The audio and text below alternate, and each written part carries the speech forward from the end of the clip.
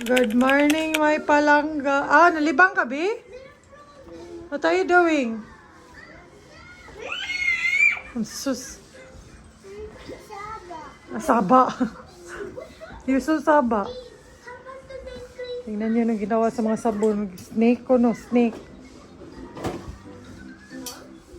Morning, my yummy. Eat na lang. Ano din, no? Eh. Hindi niya alam yung lang eh. Iba kasi yung Facebook ko. Iba yung lumalabas sa feeds niya. Oh. Hindi siya yung mga trending ng mga... Oo, kaya puro chismis lang. Puro chismis yung nasa feed ko. Hindi ako updated. Lang. Lang day ko nimo. Na lang.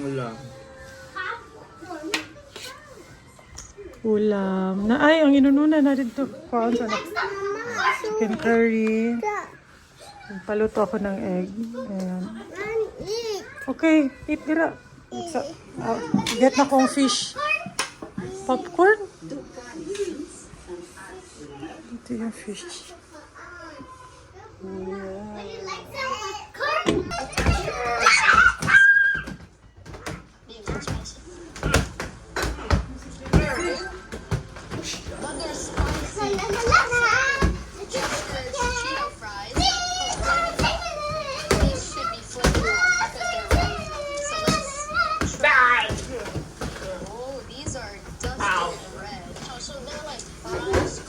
Cheeto dust? I guess so.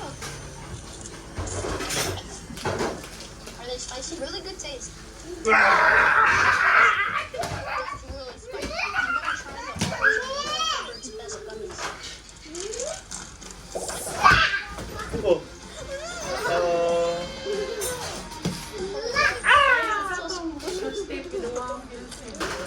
It looks so realistic. It's like a gummy.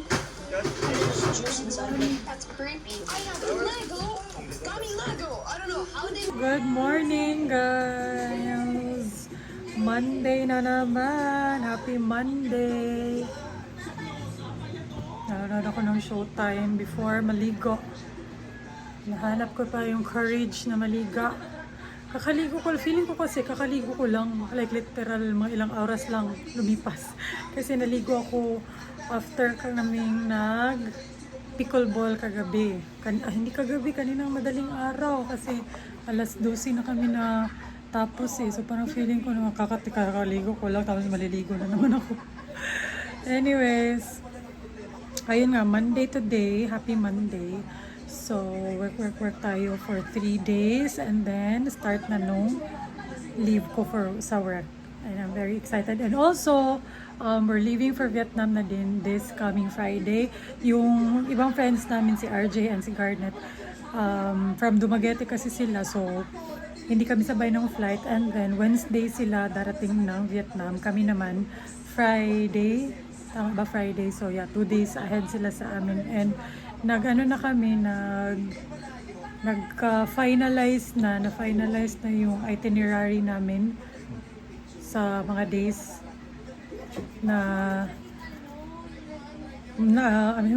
nalibog na ako, na-distract ako. Ayun nga, na-finalize na yung itinerary namin. So, yung ibubook namin sa Klook is yung bus tour at saka yung dinner cruise for Valentine's Day. And medyo nalilito pa ako kung anong magandang cruise na pipiliin namin sa tour. Kasi medyo madaming options. Tapos medyo may kamahalan din yung iba. Although,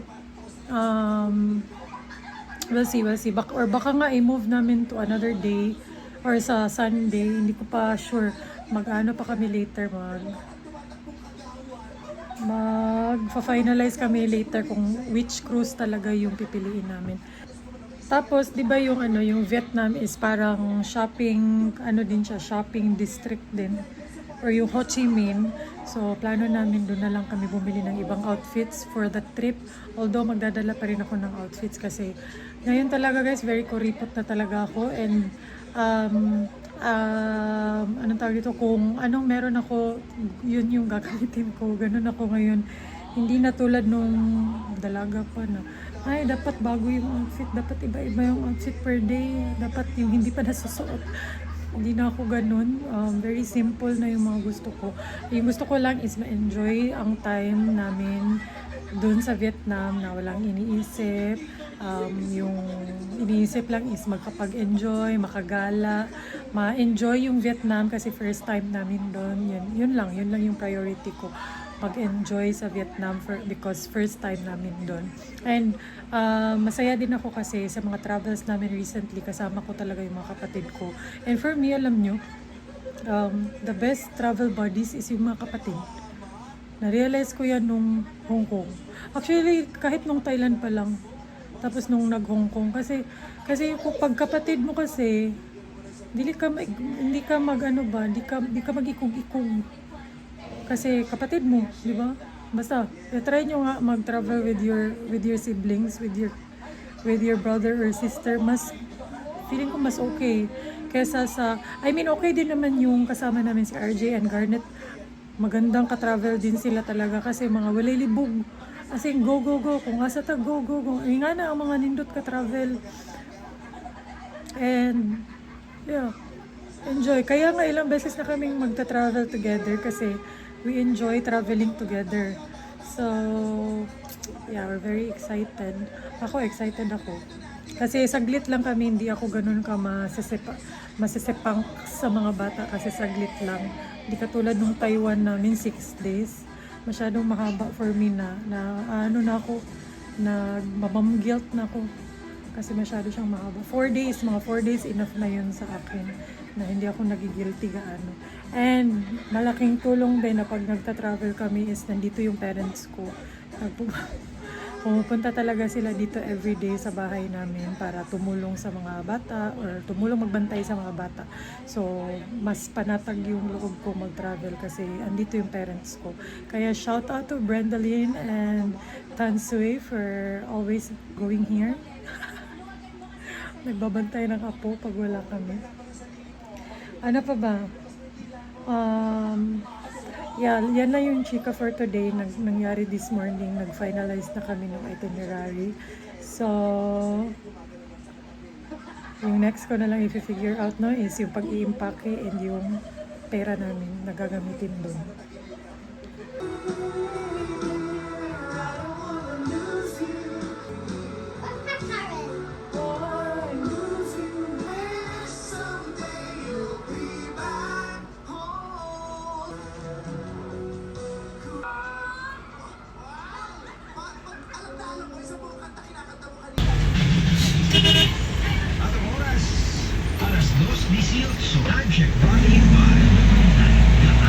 Na nakahilak sila sa katouch.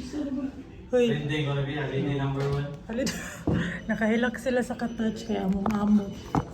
Nandito yung boss namin. Mga tagukuan. Itong viral Dubai chocolate. Kinafi ba?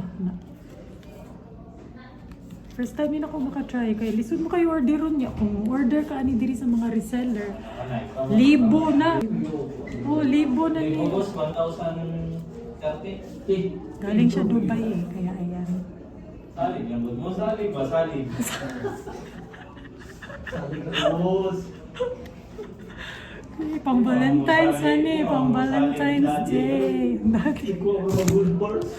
Salib lang dati. Tapos video. Hindi na siya doon. Hi, guys. Basta kay natay chocolate doon. Ay, dami chocolate. Asa ko ako. Di ba ka ni Malanay doon? Alin? Kapuhin sa date. Malanay ni ba? Ayan. Ako na videoan sa balay. Tara ang mga sindi ko aniha. Hi guys, nami chocolate. Fresh Dubai. from Dubai. Dubai chocolate. Katong Dubai. viral chocolate. Thank you, boss. So, mag-video kami. Gagawa kami ng reels. Nabi sinalanay. Gagawa namin ng reels sa Facebook ko. Kung gusto nyo panoorin, punta kayo sa Facebook. Cute pa. Pati quality pencil pa. Harap sa kong vlog. Ayun siya. Suod, iba't yung... Wow! Akala ko mag-trip ba? Hindi ay. So, muna na siya ang uso karon lang. Matry na dyan na to ang original ni. Ang original nga pistachio, kinafi, something. Sa kong vlog. Ayan siya. Di pa nila mahot doon, no? Grabe sad. Ang uban dyan sa TikTok ay mahurot nila. Grabe. Yuri, As in, ginakilaw. cheers!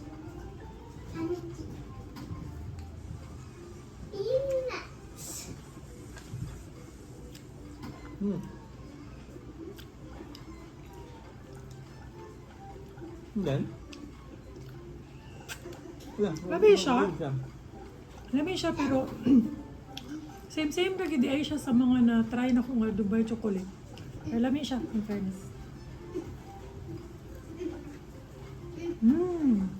Bawi yung ano ko kanina.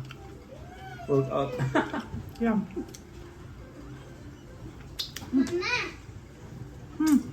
Ang sarap guys. Tama yung mga sinasabi nila online. Masarap siya kasi hindi siya ganun katamis. And then yung combination talaga.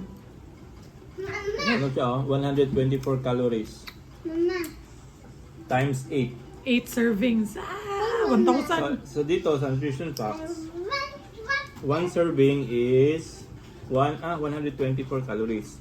Tapos sa kalagay dito, isang buong yan, ganyan is 8 servings. So i-multiply mo yan. Times Pila? I-multiply daw. 992. 992 calories. Almost 1,000 calories. Parang, ano mo na yan? The whole kain mo na yan sa isang araw. Kain mo na yan tapos hindi ka pa mabubusog. Ayun, ganyan. Kaya, okay lang kumain guys. Okay na yun. Wala yung problema mo ka. Okay to. Para kayo. Pinunod doon ng isang ano eh. Huwag mo ubusin. Yung iba, bukas naman yan. Dapat maubos mo to ng isang linggo kung ikaw lang. Or kung kakainin mo man siya lahat, hindi ka nakakain for the rest of the day. Noon, hindi pa kami nagda-diet, maubos namin to. Maubos namin to for sure. Magtunga kami. Kung hindi pa kami nagko-control sa kain, ubos namin yan. Papatry ko din kina Mariel. And then yung kapatid ko gusto din itry. Basta, isa ko na. So lalagay ko na lang siya sa ref. Okay, again, mga gusto mag-lose ng weight dyan, pwede ragyod mo kaon. No excuse taan ng kaon, kay pwede ragyod mo kaon. Ayaw lang yun hook dadzay. Ayan na naman, nabuntagan na naman tayo. Kadlaw na nasadta. Ay, ever since nag-vlog ako ulit, kadlaw na dyan ko mag-edit. Anyways, it's the end of the night and nag-edit ako ng vlog today. Kulang yung clips ko. Ang liit lang nung vlog ko for today. Kasi busy kanina sa work. Pero nakuratan dyan ko nga na among boss niya. Hindi ko alam na dito pala yung boss namin. Kahapon lang daw dumating yung boss namin. Yung boss namin guys is foreigner, taga Dubai. Ay, hindi siya taga Dubai pero doon talaga siya based yung main office ng company namin. So siya talaga yung may-ari. And alam niyo naman yung mga English natin. Ay, nabibilang na lang sa daliri. Kaya, nalagay na ako ng skincare. Azelaic acid for today kasi kahapon nag-retinol ako. So, ina-alternate ko siya with retinol. Finally guys, nabook na talaga yung cruise namin sa Vietnam. And what happened was, minove na lang namin to February 15. Kasi, konti na lang yung natirang cruise for February 14 and medyo mahal na. Hindi talaga medyo mahal na talaga kasi 3.5 or 3.8. Almost 4,000 per pax. Tapos hindi naman kami malakas kumain. Diyos ko. Sabi ko sa kanila, kayo, depende sa inyo. Pero kami, okay lang kami dun sa hindi buffet. Kasi hindi na sulit yung buffet sa amin talaga. Kasi nga, hindi na kami malakas kumain. Tapos ang mahal. Ang mahal, 4,000 buffet. So kakabing dalawa ni Melas, 8,000 kaagad. Diyos ko dahil. So buti na lang yung mga kasama namin, nag-agree naman. Sila din, ayaw din nila nung super mahal. Kasi for sure, marami naman kaming makakainan ng mga night market or mga sikat doon. So we'll be there for the view and for the experience. Hindi talaga sulit sa amin yung buffet kasi sobrang konti ko lang kumain. Hindi siya pang 4,000 pesos yung kain ko. So ayun, and that's it for today's video din. Wala na din akong ma-video na iba. Yun lang. Thank you so much for watching. Please don't skip ads. Ang daming ads na lumalabas lately. Kahit pinapanood ko lang siya sa TV or sa phone ko. Ang daming ads, thankfully, sa YouTube ngayon. Kaya please don't skip the ads. Thank you for watching. Bye!